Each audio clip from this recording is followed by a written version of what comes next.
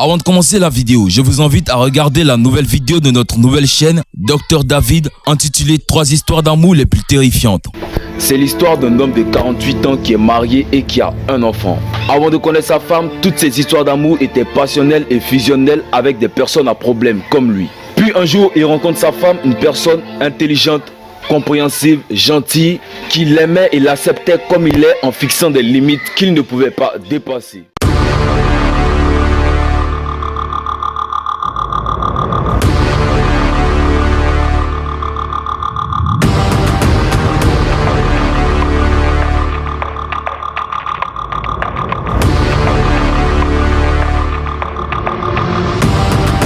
Bonjour et bienvenue à tous. Aujourd'hui, nous découvrons les 10 forces spéciales les plus dangereuses au monde. Formées, instruites et entraînées pour mener les opérations à risque à travers le monde, les forces spéciales ne se déplacent pas pour rien. On en trouve dans plusieurs pays. Certains ont même plusieurs unités comme les États-Unis, la France et la Russie. Et bien sûr, tout démontre des capacités quasiment inhumaines, y compris celles qui ne figurent pas dans les listes non exhaustives. C'est à cette occasion que David Fedeta vous présente 10 forces spéciales les plus dangereuses au monde. C'est parti!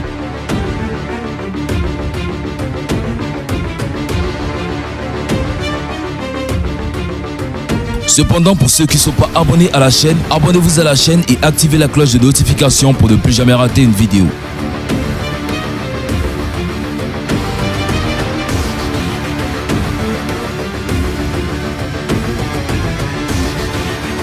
Les Commandos Marines France.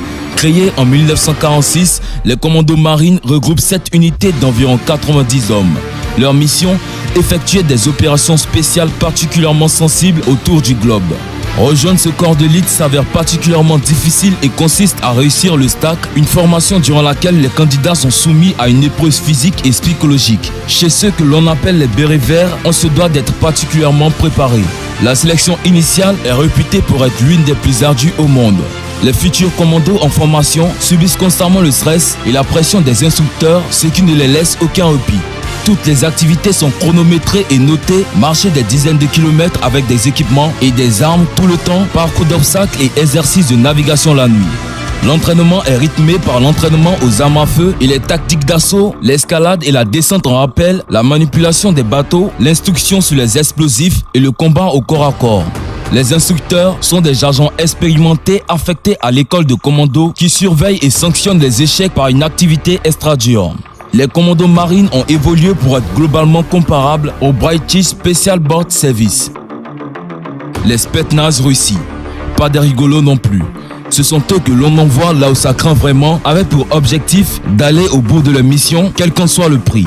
Leur entraînement est très violent et peut comprendre des fractures volontaires qui n'auront que pour but de se familiariser avec la douleur avec laquelle ils entretiennent une relation d'amour hyper hardcore. On retrouve les Spetsnaz parmi les gardes du corps des politiciens et un peu partout où leurs compétences pourront faire la différence. Le terme générique Spetsnaz désigne de multiples groupes d'intervention spéciaux de la police, des ministères de la justice et des affaires intérieures russes, du FSB et du SVR ainsi que l'armée russe. Leur rôle, tout particulièrement en Tchétchénie, demeure controversé car ces soldats sont vus par certains comme de véritables escadrons de la mort à qui les méthodes de résistance à la torture sont enseignées au même titre que la topographie ou le camouflage. Elles n'en demeurent pas moins des unités craintes et respectées pour leur savoir-faire spécifique.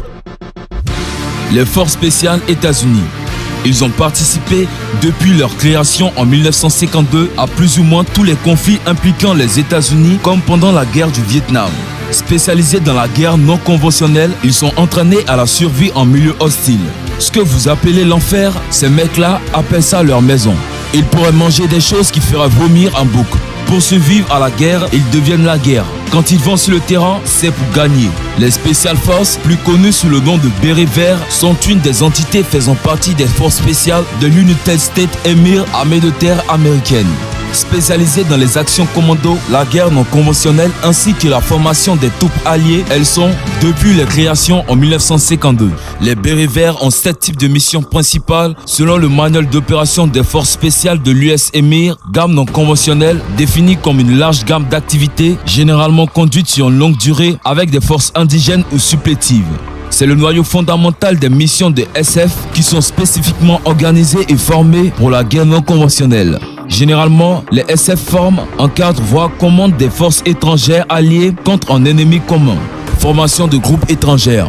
Un autre rôle important des SF, bien qu'il soit également mené par des unités classiques comme le Marine Expeditionary Unit. Il s'agit d'aider un gouvernement allié contre une guérilla qui cherche à le renverser. Action commando.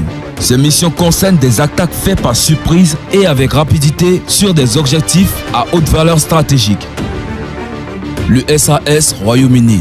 C'est lors de la Seconde Guerre mondiale en Afrique du Nord que le SAS Special Air Service de Sa Majesté se fit en premier lieu remarquer en infligeant quelques gros revers à l'Africa Corps de Rommel. Ayant pour devise « Qui ose gagne », cette unité ne se déplace pas pour enrouler des perles et a su imposer des standards d'intervention qui ont inspiré d'autres commandos dans le monde, notamment en ce qui concerne le combat rapproché. Le SAS est l'unité aux missions variées. Reconnaissance et surveillance pour la collecte de renseignements, action coup de poing dans le dispositif de l'adversaire, contre-terrorisme sur le territoire britannique ou à l'étranger, action de soutien et d'influence. Le service spécial a été mis au point en 1941 en Égypte par le lieutenant David Serling alors qu'il séjournait à l'hôpital après un accident de parachute. Cette unité s'est fait connaître pendant la Seconde Guerre mondiale en se livrant à des raids audacieux menés sur les arrières des lignes allemandes en Afrique du Nord. Pour se renforcer, elle a intégré des unités étrangères, en particulier françaises et grecques. À la fin de la campagne du désert, elle rejoint la Grande-Bretagne pour se restructurer en vue des opérations de libération de l'Europe du Sud puis du Nord, c'est-à-dire la France, la Belgique, les Pays-Bas, en formant une brigade anglo-franco-belge. Elle se considère comme l'une des références mondiales en matière de forces spéciales et d'unités contre-terrorisme. Le MI6 Royaume-Uni. On change un peu de registre avec les espions du MI6, le service de renseignement extérieur du royaume de Sa Majesté la Reine. Vous savez, là où bosse James Bond, qui ne s'est pas vraiment inspiré du boulot de ses vrais agents, qui, selon leur dire, ne mènent pas une vie assez trépidante. Chargés de désamorcer les situations potentiellement dangereuses, ils sont néanmoins très bien entraînés. Le rôle de cette unité spéciale est de produire des renseignements sur les sujets concernant les intérêts vitaux du Royaume-Uni en matière de sécurité, défense, politique étrangère et politique économique. Le Royaume-Uni a 3 principaux services de renseignement et de sécurité. Le service de sécurité MI5, service de renseignement et de sécurité intérieure. Le service secret intelligent, service de renseignement extérieur, utilisant des sources humaines et techniques et les échanges avec des services de renseignement et de sécurité étrangère. Le gouvernement de communication Idcater, service responsable du renseignement d'origine électromagnétique et de la sécurité des communications et des systèmes d'information du gouvernement et des armées. Le MI6 comme le MI5 fut créé en octobre 1909 lors de la fondation du service secret intelligent dont il est l'un des départements. Son premier directeur fut M. Mansfield. Selon The Guardian, le service secret intelligent comptait 2479 agents en juillet 2016, un effectif en progression dans le cadre de la création de 1900 postes d'ici 2020 pour les services de renseignement et antiterroristes britanniques annoncés suite aux attentats de Paris en novembre 2015. Le MI6 serait le principal bénéficiaire avec la création de 1000 postes. Les Navy Seals. Rattachés à la marine militaire ou aux gardes-côtes, les SEAL sont, comme le titre du fameux film avec Charlie Sheen, les meilleurs. C'est du moins ce que laisse entendre l'oncle Sam qui les envoie là où ça batte vraiment. Guerre non conventionnelle, contre-terrorisme, prise d'otages, ils étaient au Vietnam, dans le Golfe, en Afghanistan. Plus de 70% des soldats qui se représentent pour en faire partie sont recalés, ce qui donne une idée du niveau requis. Les SEAL sont la principale force spéciale de la marine de guerre des États-Unis. Les SEAL ont pour principale fonction de mener des opérations militaires de petites unités liées à l'environnement maritime. Les SEAL sont entraînés à opérer dans tous les environnements. Le nom SEAL est d'ailleurs un acronyme de Sea, Air and Land. Tous les membres des SEAL font partie de la marine ou des gardes-côtes. Le Marcos États-Unis.